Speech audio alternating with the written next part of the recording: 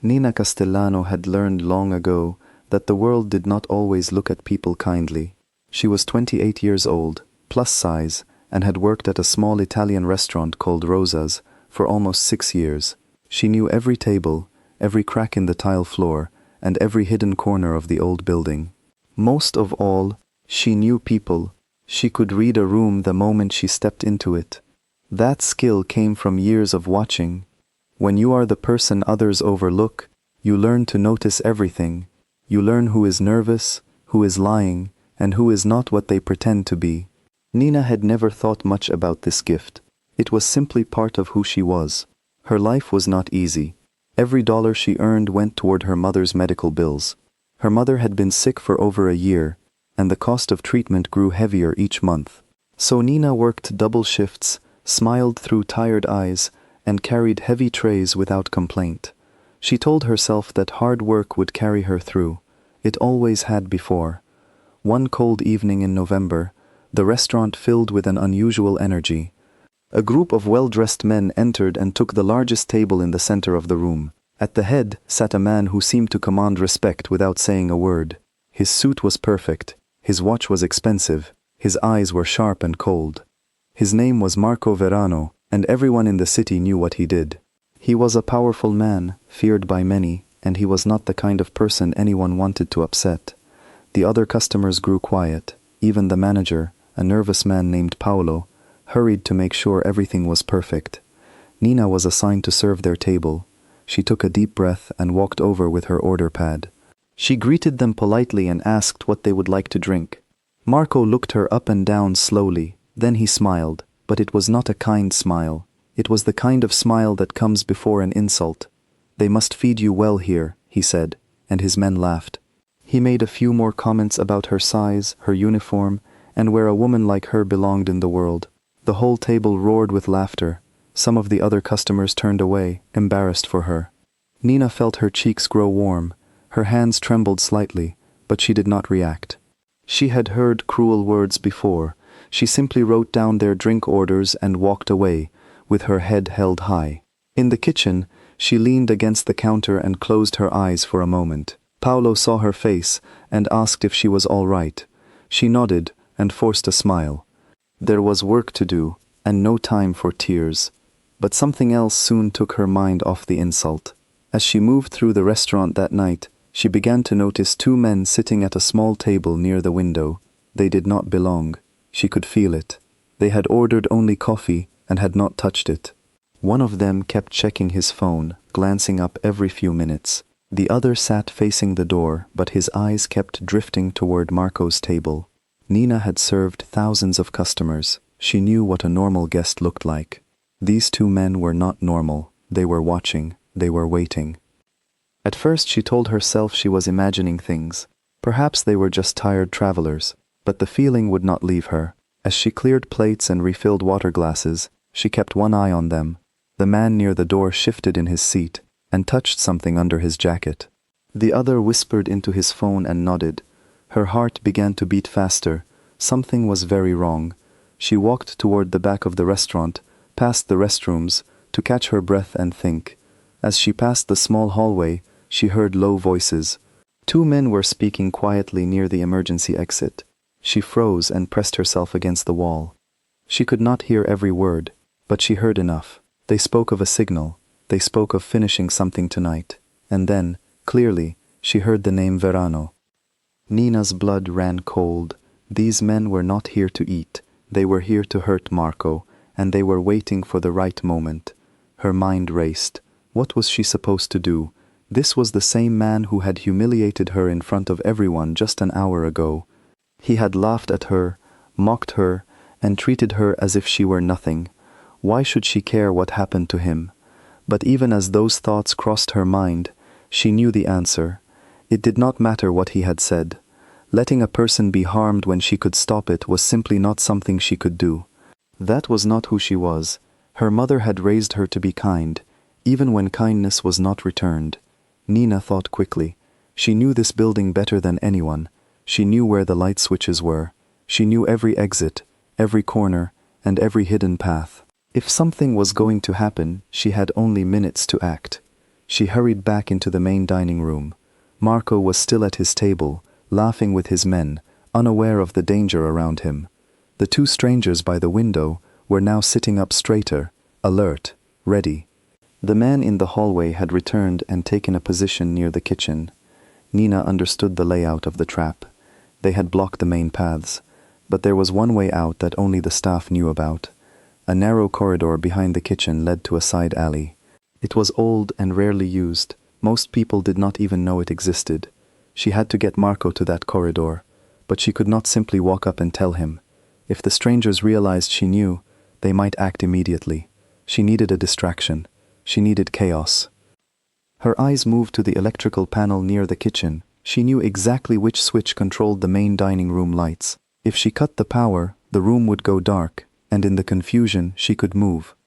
Nina took a deep breath. Her hands were shaking, but her mind was clear. She picked up a large tray of dishes and walked toward Marco's table, pretending to clear plates. As she reached it, she leaned close to Marco and spoke in a low, urgent voice. "Do not react," she whispered. "Two men are here to hurt you. When the lights go out, follow me. Trust me or you will not leave this room." Marco's face changed. For a moment he looked at her with suspicion, as if she might be part of some trick, but something in her eyes made him pause. She was not joking. She was terrified, yet steady. Before he could answer, Nina straightened up and walked calmly toward the kitchen. Her heart pounded in her chest. She reached the electrical panel, placed her hand on the switch, and paused for only a second. Then she flipped it. The dining room went completely dark. Gasps filled the air. Chairs scraped against the floor. People cried out in confusion. In that moment of chaos, Nina rushed back toward Marco's table. She grabbed his arm and pulled. "This way," she said, quickly. To his credit, Marco moved. Whatever doubts he had, he pushed them aside and followed her. His men were shouting, trying to understand what was happening. The two strangers had risen from their seats, moving toward where Marco had been sitting. But in the darkness, they could not see clearly. Nina led Marco through the kitchen, weaving between counters and stoves she knew by heart. Pots clattered as they moved. A cook shouted in surprise, but Nina did not stop. She pulled Marco toward the narrow corridor at the back, the one hidden behind the storage shelves. Behind them, she heard raised voices and the sound of people searching. The strangers had realized their target was gone. They were coming. The corridor was dark and tight. Nina moved by memory alone, one hand trailing along the wall. Marco stayed close behind her, silent now, trusting her completely. At the end of the corridor was a heavy metal door. Nina pushed it open, and cold night air rushed in. They stepped out into the alley. The city sounds felt distant and strange after the chaos inside. Nina did not stop. She led Marco down the alley, around a corner, and toward the main street where cars passed and people walked. Only then did she allow herself to breathe. Marco leaned against a wall, catching his breath. A small cut on his hand had come from bumping into something in the dark, but he was alive. He was safe. He looked at Nina as if seeing her for the very first time. "You saved my life," he said quietly. His voice held no arrogance now, only surprise, and something close to shame. Nina wiped her hands on her apron. "Anyone would have done the same," she said, though they both knew that was not true. "No," Marco said, "they would not have, especially not after what I said to you tonight." He looked down at the ground. "I mocked you. I laughed at you in front of everyone, and you still risked your life for me. Why?" Nina thought about the question for a moment. Then she gave him an honest answer. "I did not do it for you," she said. "I did it because I could not stand by and let someone be harmed when I had the power to stop it. That is not the kind of person I want to be. What you said to me does not change who I am." Her words seemed to strike Marco harder than any weapon could have. This was a man who had spent his life surrounded by people who feared him or wanted something from him. He was not used to plain honesty. He was not used to kindness given freely, with nothing expected in return.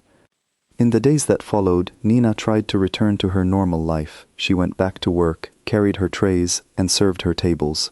The restaurant buzzed with rumors about the strange night when the lights went out, but no one knew the full story. Nina kept it to herself, but Marco did not forget.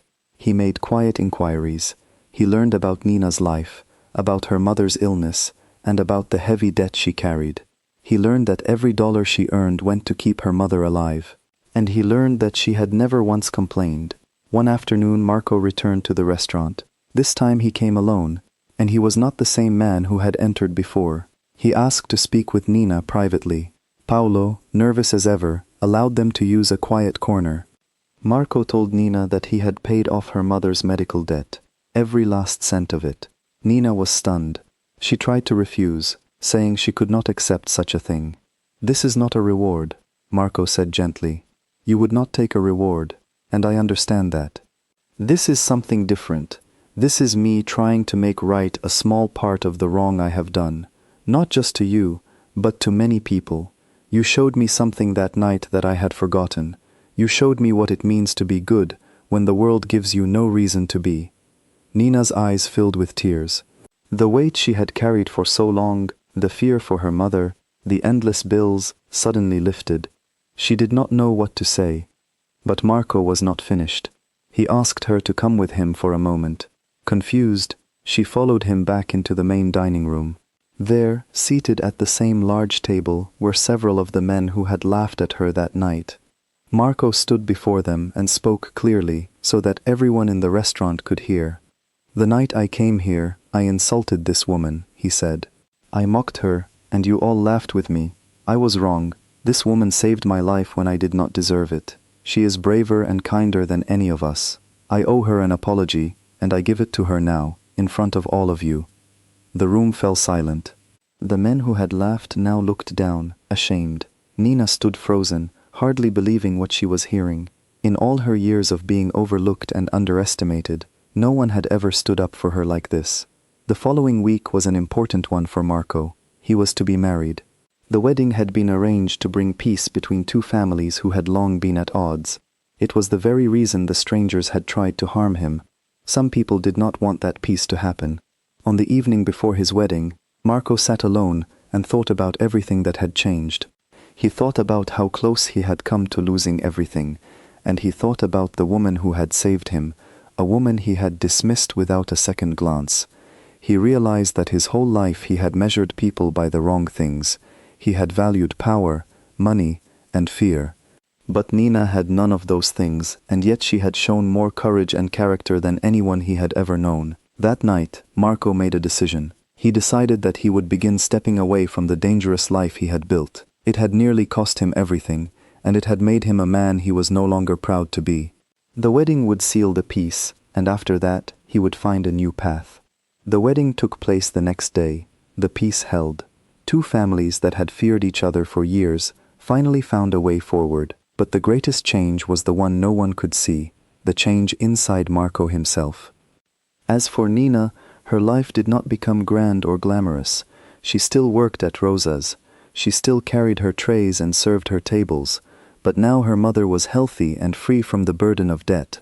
And Nina carried something new within her, a quiet confidence that came from knowing exactly who she was.